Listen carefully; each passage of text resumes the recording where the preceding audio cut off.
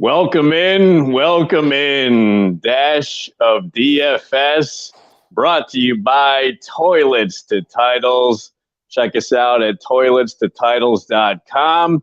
Don't forget also, you get exclusive content at patreon.com/toilets to titles. Also, like, subscribe, and share. I believe every share gets some new equipment for the New York Jets, which they desperately need.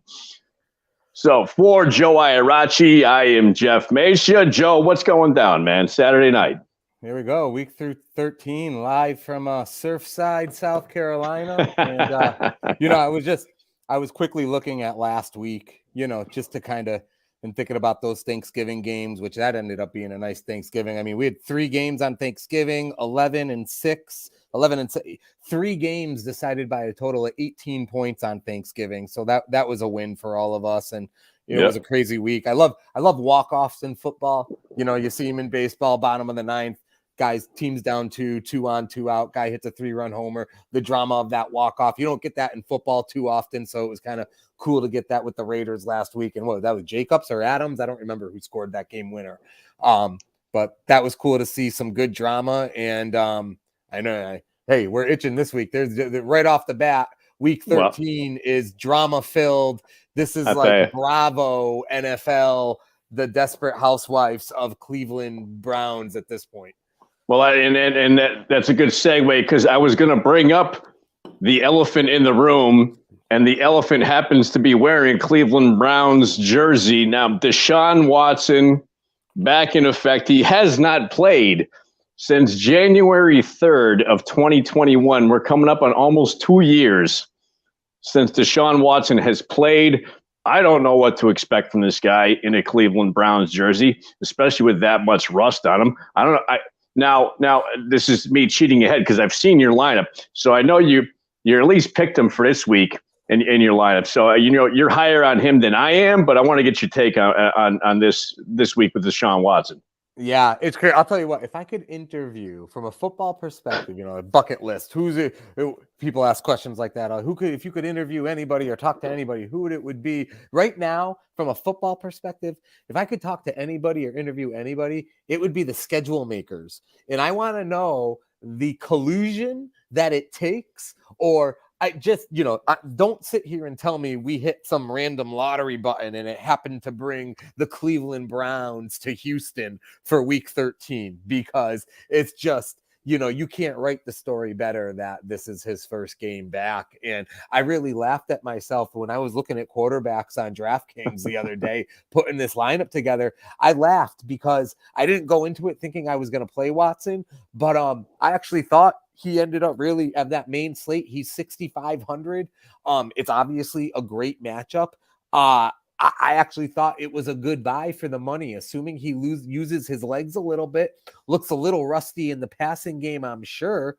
But yeah, pure coincidence. But but I actually think it's a pretty solid play for 6,500. So it wasn't really anything more than that. But at the same time, I was laughing, and I despise it in a way. I don't want anybody to think for a second that it doesn't bother me that he's even playing this year. He shouldn't be, in my opinion, in a lot of people's opinions. But here's the bottom line. If you play the solid stand of, hey, I'm not playing him because I don't believe in him morally or whatever, I'm not saying you're throwing money away because he's going to be awesome tomorrow and you have to play him, but if you're not really putting your best lineup out there, why are you going to give DraftKings your money? So when I was looking at it, I do believe for the cost, I feel like it's a pretty solid play, assuming he's probably going to get 10 to 15 points just running. So I feel like we don't have to depend on him doing too much through the air. Well, and first of all, I want to thank George for checking in. Always nice to hear from the big guy, man. He gives some great takes. He has some great info. Always is dropping some knowledge on Sunday mornings on the Blitz, starting at 10:30. So appreciate George checking in. Now, and we typically start with fades, and I wanted to get to the Watson thing right off the bat just because of the hot topic that it is. And I think it's ironic that we transition to fades because Watson hasn't even played, and I'm fading the guy. And the reason I'm fading him is because he did not have a running game in Houston, in my opinion, like the quality that you have Nick Chubb And there's a reason why Nick Chubb on FanDuel is $9,600. ABF, always be fading. That's right. Keep it right there. And so, like I said, so there's a reason Nick Chubb is the highest guy on FanDuel this week. It's not a coincidence. I'm fading Deshaun Watson because he's 8,000 on FanDuel. Obviously, a little bit less on DraftKings, but we know how the salaries vary via FanDuel and DraftKings. It's always nice to see Joe's cat in the background too, so we appreciate the cat checking in. In any case, the other person I'm fading along with Deshaun Watson, because it's been almost 2 years since the guy has played, is for the second week in a row, I am fading Lamar Jackson. He's 8,200 at home versus Denver. Denver is the second-ranked defense versus opposing quarterbacks. Their offense sucks. We all know it sucks, but their defense is outstanding. That's the only reason they're ever in any games.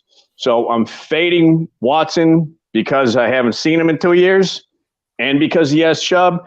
And I'm fading – that just sounded terrible. In any case, I'm fading Jackson because of the reasons I just gave with the Denver defense. How about yourself?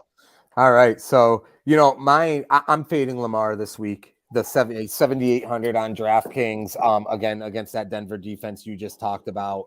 It really shows how abysmal that Denver offense is. When you have what's become a top 10 defense and they still can't sniff a win, I mean, that is unbelievable. Lamar went for 24 last week at Jacksonville. But again, I think that's a great fade. And the other thing too with quarterbacks this week is there's some really good mid-card value. I'll say with quarterbacks. Justin Fields is back this week, and it's amazing to me how we forget so quick.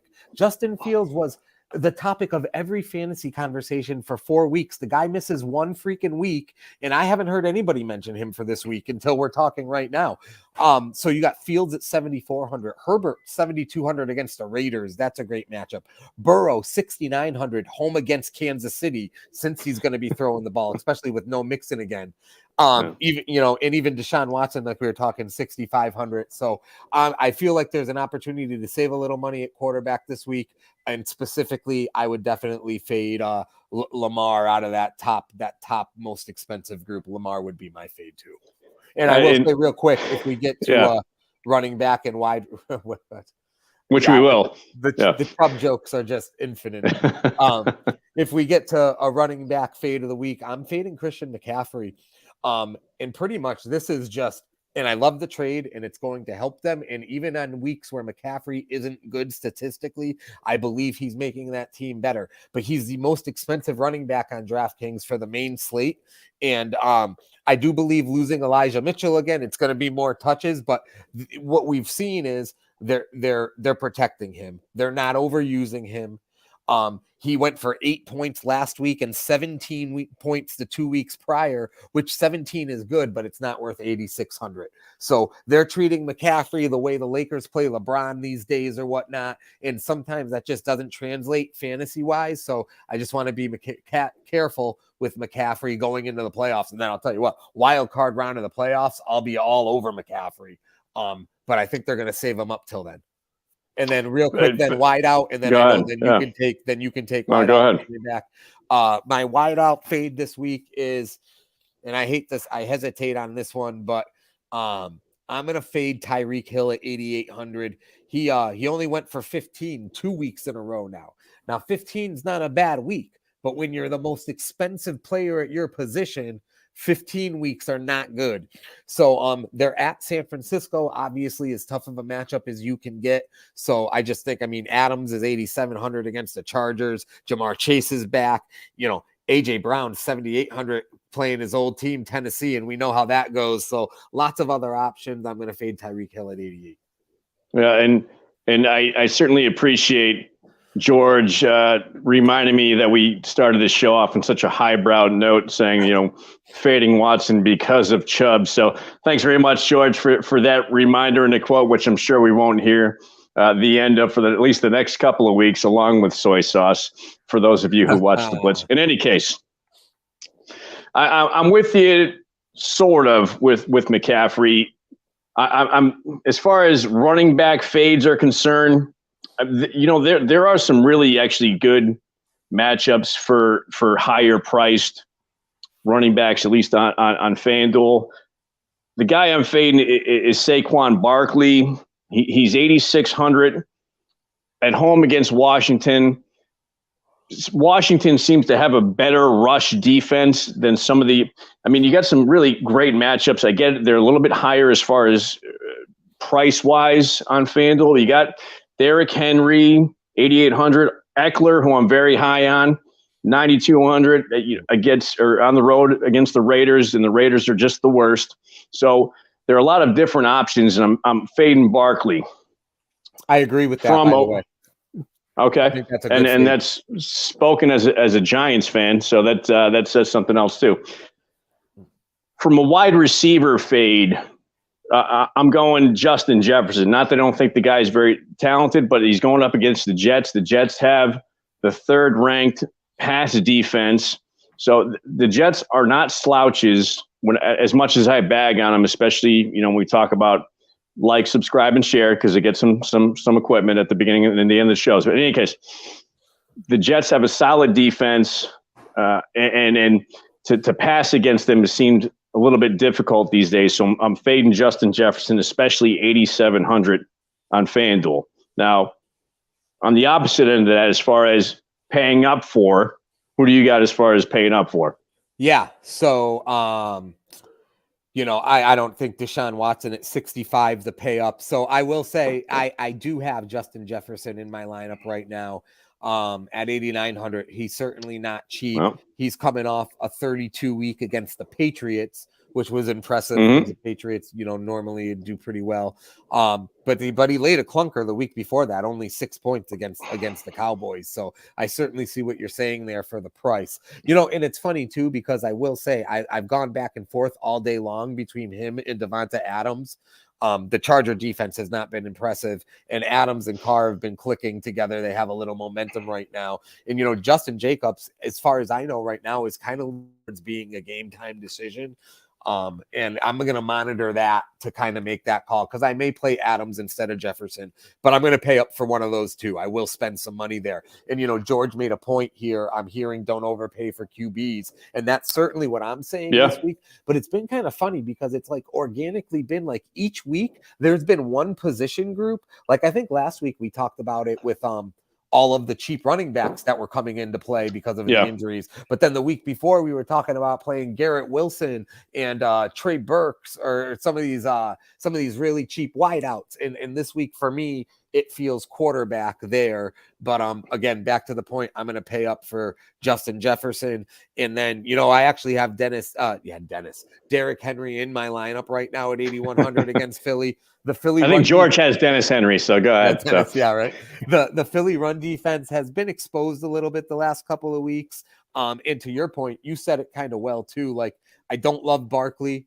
I do really like Eckler. I'm kind of going back and forth. When Eckler's catching 10 balls a game, I mean, right off the bat on DraftKings, that's 10 points. If there was 0 yards, that's 10 points. So it's really hard to resist Eckler there. So I wouldn't fault anybody paying up for Eckler either. But I like Derrick Henry this week as far as the running back pay up. And I've got a few pay ups that I'm going, and I'm not going to disagree with you from a quarterback standpoint this week, especially when we get into our lineups, because I went discount, for lack of a better term, at my quarterback position this week. But as far as paying up for, for those who are doing a couple different kind of lineups, I couldn't lay off of Jalen Hurts at home versus Tennessee. I mean, he's 8,800. I get it. So it's a little bit more expensive, and you're going to have to find some value elsewhere, which is doable. But I mean, the Tennessee is ranked 27th versus opposing quarterbacks, and Jalen Hurts hasn't been as great as far as a DFS or any other standpoint as Justin Fields, but he's been close. And Fields coming off an injury, I didn't want to necessarily pull the trigger on him right away. Not that I don't have confidence that he's going to put up points, but I think Hurts has a great opportunity to do that. A couple others. One, I already talked about him. Nick Chubb, again, 9,600. most expensive guy on FanDuel, but I have to think you can find value in some other spots, whether it be like we just talked about at quarterback or some spots at wide receiver that we'll get into, or otherwise to get Nick Chubb into your lineup because of Houston has the worst run defense in the entire league. So you couple that with Deshaun Watson coming back, probably having some rust. I don't know how you can stay away from Nick Chubb if you can fit him into your lineup from a salary standpoint. From a wide receiver perspective, and I found this one interesting because there's a couple teams I typically stay away from, period. One's the New York Jets, and one is the Jacksonville Jaguars, and I'm going with both this week. Wide receiver I'm paying up for is Christian Kirk. Christian Kirk, he's at Detroit, who's just the worst. I think maybe it was Justin who said that via tweet, I want to say earlier today, I'm pretty sure. 7,500 at Detroit. Christian Kirk has 47, obviously separated himself away from the pack as far as the number one option for Trevor Lawrence, who's starting to look a little bit better each and every week that goes by. So I'm certainly paying up for Kirk or trying to fit him into my lineup somewhere. Your thoughts on any of that, Joe? Yeah, I like Kirk. I mean, Kirk, he only had 8 last week against Baltimore, but the Baltimore defense has gotten better. But before that, he went for 34 against Kansas City and 21 DraftKings points, respectively, against the Raiders. So I have absolutely no issue there with Kirk. There's again, we got to look at those games where we feel the points are going to be coming from. And there's no doubt about that Detroit-Jacksonville game is certainly one of those games. And I'm with you on Chubb. Chubb from a DFS perspective, like I have him in a couple leagues and I love it. My only issue with Chubb is we're going to keep going lowbrow. We're going to keep going lowbrow. It's okay. Stay consistent. He doesn't catch a lot of balls. So that's my only thing with going over 8,000 with him is he's not going to get a lot of receptions, but the game script should call for Chubb to have a huge day also.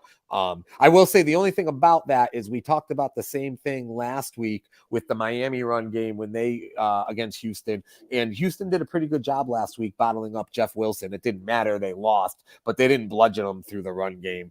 Again, Chubb was up there for me too. Not for nothing, Jeff Wilson Jr. is not Nick Chubb. That's the other thing. You're absolutely right. And on the other side of that, we saw George chime in, and I agree with him. He says anybody versus Detroit basically is a home run. You cannot miss. And so, like he says, DFS gold. I think he's spot on as far as that's concerned. You can't get away from it. And another team that has seemed to be, whether you either play their offense or play somebody who's against their defense, there is Miami. Miami goes off on an offensive standpoint, and anybody who plays them, it seems like, goes off, period. So I would say Miami is kind of up there as far as with Detroit, too, as DFS gold standpoint. I don't know if you disagree with that or not. Yeah, you mean they give up a lot of points. Their defense comes up. Yeah. They're one of those like bend, don't break defenses. I mean, they break sometimes too, but yes, they give up a lot of yards. Plus the game script, because you got Tua just throwing the ball all over the place all day with Hill and Waddle. I think it makes the other teams do that. But, we talk about saving some money. So if we move over to kind of like the diamonds in the rough this week, some of the where are we saving that money? So normally, especially with DraftKings, in my opinion, because I do believe that the DraftKings lineup's a little tougher for me than the FanDuel main slate lineup as far as making it. The DraftKings has that flex, and it's just a little different. So with me and DraftKings, I usually have one guy in my lineup that I don't feel overly comfortable about. I wish he wasn't in my lineup. I wish I had that extra $300 or $400 to upgrade him. But I gotta say, this week is one of those weeks where I guess I could say it about I certainly could say it about tight end. I'm starting freaking Logan Thomas at 2,900. So that's a flyer, no doubt about it. But I could get 5 points from him, and that could be enough as long as everybody else hits. And I feel very excited about the rest of the guys that I've got. They're all guys that are, we're riding the wave, as Mikey likes to say. Shout out to Mikey at his company Christmas party tonight. Let's not, I hope he's not on the dance floor like Elaine Bennis from Seinfeld right now. Oh, and I'm going to pause right there because, and my apologies for starting the show and not mentioning that, Mikey, who's obviously in the Hall of Fame, is not joining us tonight, but we got Justin backing us up here as far as production wise. Very much appreciate the help as far as that's concerned.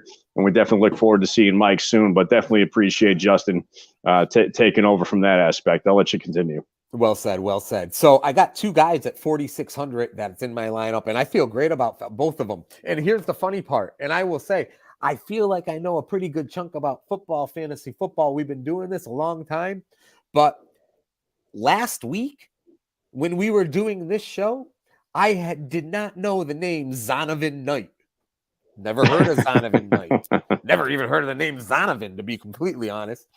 And 7 nights later, Zonovan Knight at 4,600 is in my lineup as the starting running back for the New York Jets. Michael Carter is doubtful, so that makes it, to me, an even better start.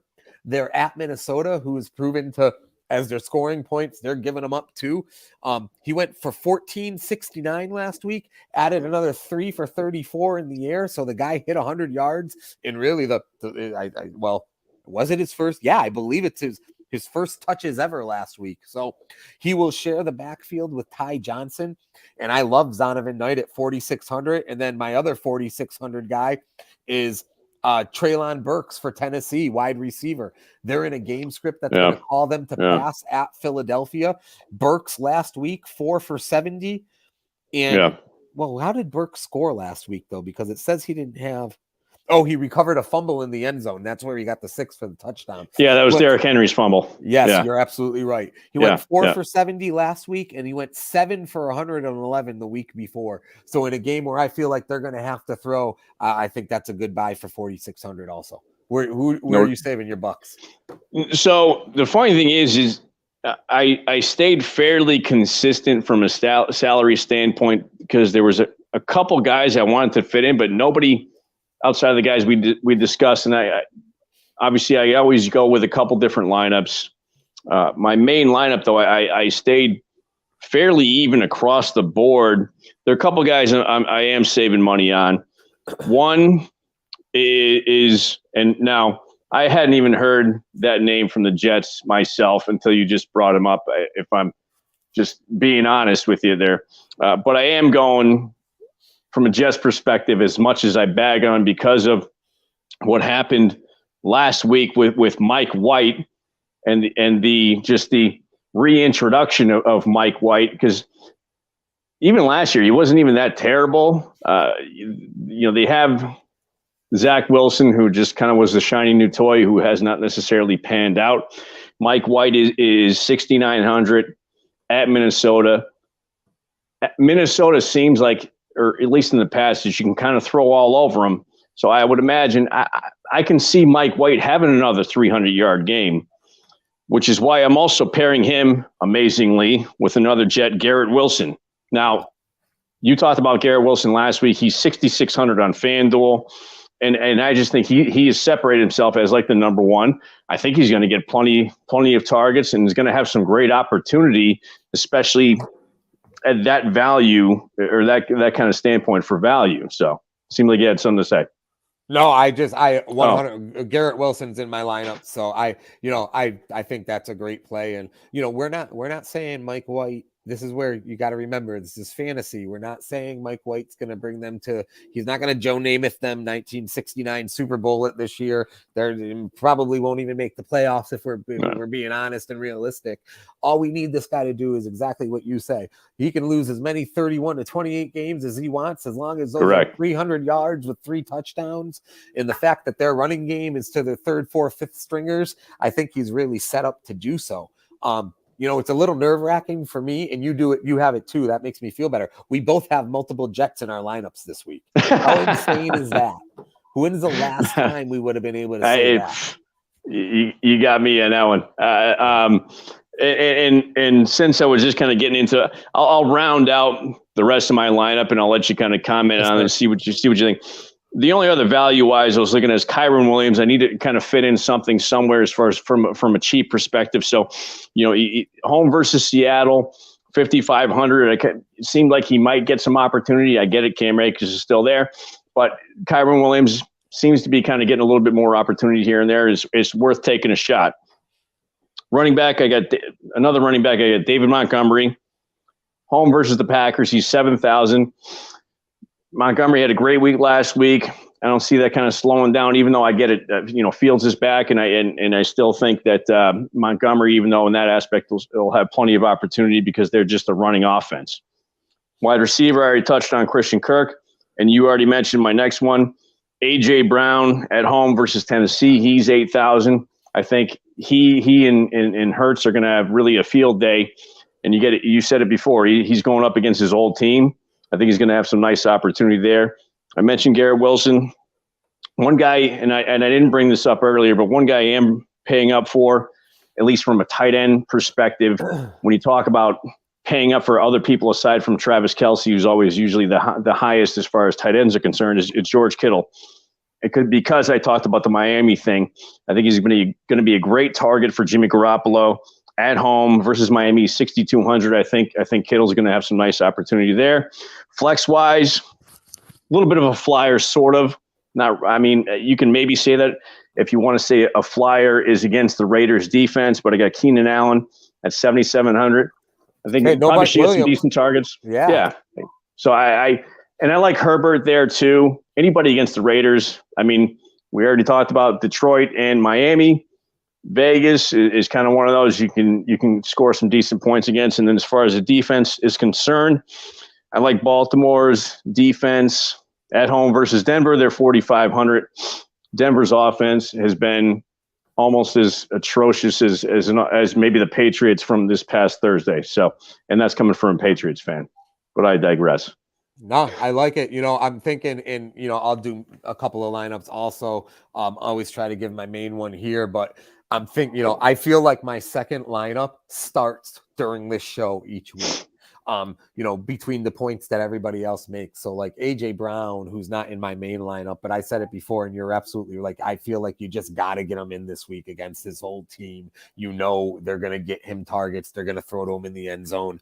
So I agree with that. The David Montgomery one, I like him too. I'll be curious to see how Fields is.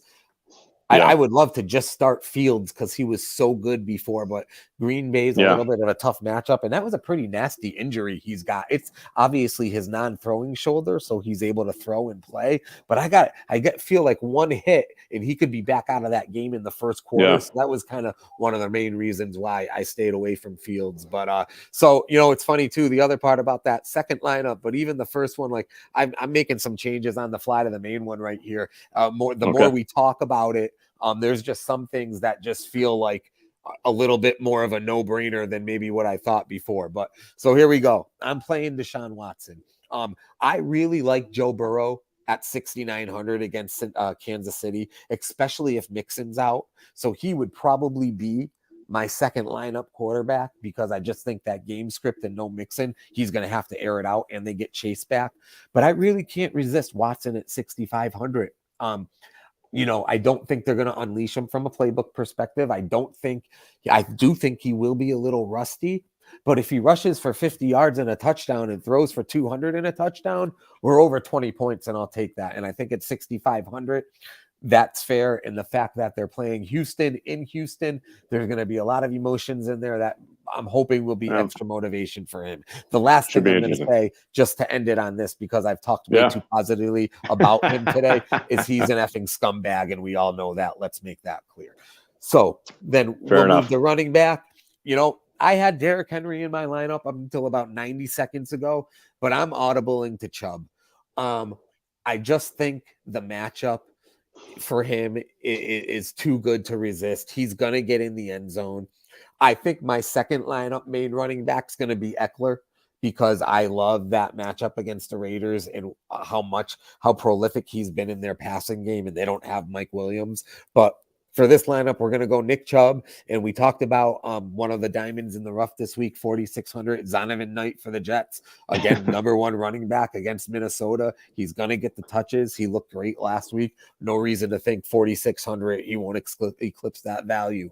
We look at wideouts. We did talk about all these guys a little bit already. I am paying up for Justin Jefferson. I think that's going to be a higher scoring game. I think he's going to get his, as he always does. Garrett Wilson. You can't ignore what he did with White last week, 5 for 95 and 2 touchdowns on 8 targets, which is really nice to see too. And, he had one bad game against the Patriots, but even when it was Wilson throwing to him, he had 20 and 17 against the Patriots in Buffalo previous to the last couple of weeks. So he's been pretty good as a rookie despite the quarterback, but I think Mike White is the guy for him. Yeah, absolutely. As we move on, Treylon Burks, 4,600, Tennessee at Philly. Another reason why I just made the decision to scrap Derrick Henry. We joke about having 2 Jets in our lineups this week. It's a great matchup. They're hot right now as far as throwing the ball and these guys, so I'm okay with that. I don't know if I really love 2 Tennessee Titans in my lineup this week at Philly. Philly hasn't looked great the last couple of weeks, but that Tennessee offense is anything but consistent. Sure. I am going to stick with Treylon Burks, though, 4,600. Again, his last 2 games are 11 catches for 181 yards and a touchdown on 14 targets. So I think he's worth the money there. We are going to flex. We haven't talked about him yet today. One of the hottest young wideouts in the league, Christian freaking Watson. Holy shit. What he has done for the Packers the last 3 weeks, he's only 5,200. The Aaron Rodgers numbers against the Bears career-wise are insane. And to be honest, this is probably the last productive game of the season for Aaron Rodgers, because they're probably going to win this game, which means they'll have one more important game, but then they're going to lose their next game as soon as they play another good team, because they're not that good. And as soon as they're eliminated from the playoffs, we heard it all week long, Rodgers is done. So I'm going to lean in one more time. Watson has 12 catches for 265 yards and 6 touchdowns in the last 3 games. And that's 24, 21, and 35 DraftKings points, respectively. So I expect another nice afternoon for him. Another one that I just changed, and it's funny, $100, it can make a difference. So Henry was $100 more than Chubb. I downgrade the Chubb from 8,100 to 8,000. I had Logan Thomas at tight end at 2,900, and now with that extra 100, I can move up to who the hell did I just move up to? I can move up to Evan Ingram. Evan Ingram, and to be honest, you kind of sold me on that. We're talking that Jacksonville-Detroit game should be one of the higher scoring games of the week. Wow. Now, granted, Ingram only went for 1 catch last week against Baltimore, but I would expect him to get back on track in a game at Detroit. The funny part is Tyler Conklin's also the same price as Ingram, and to be honest, I probably don't do 3 Jets, man. Don't do 3 Jets. You can't do 3 Jets. 3 times, Ace? 3 times, Ace? Sorry, I don't know what happened. I must be tired. And then we're gonna round out. We're gonna round out our defense, and you know, 2 Jets. How about this? 3 Cleveland Browns. You don't see that too often either. But I'm taking that Browns defense at Houston. I don't even know the name of the quarterback for Houston at this point, if it's not Mills. And I expect the Browns to beat up on them. They might be bringing back David Carr. We're not sure. Who knows? But nobody really cares. It doesn't matter. In any case, I'll tell you, we're going to leave it right there. Well, I want to say again, thank you to, and I think they just typed in Ty Detmer. I mean, if that was something, then bring back Tony Easton for the Patriots, or bring back Ty Detmer. In any case, thanks very much to Justin for filling in for Mike. I know we'll see Mike again, obviously, very soon, but we really appreciate Justin behind the scenes doing a lot of work for us here. Thanks very much for everybody for checking in. As always, we'll be on Twitter at Toilets to Titles. You get all updates that are just immediate. I mean, whether it's injuries or anything else, everybody's on top of that. So make sure you check us out on Twitter. Also go to toiletstotitles.com for some great content, great articles and everything else. And then for exclusive content, don't forget patreon.com/toiletstotitles. Once again, like, subscribe, and share on YouTube because it gets the Jets some extra equipment, which they desperately need. In any case, for Joe, I'm Jeff. Thanks very much, and we'll catch you guys next week.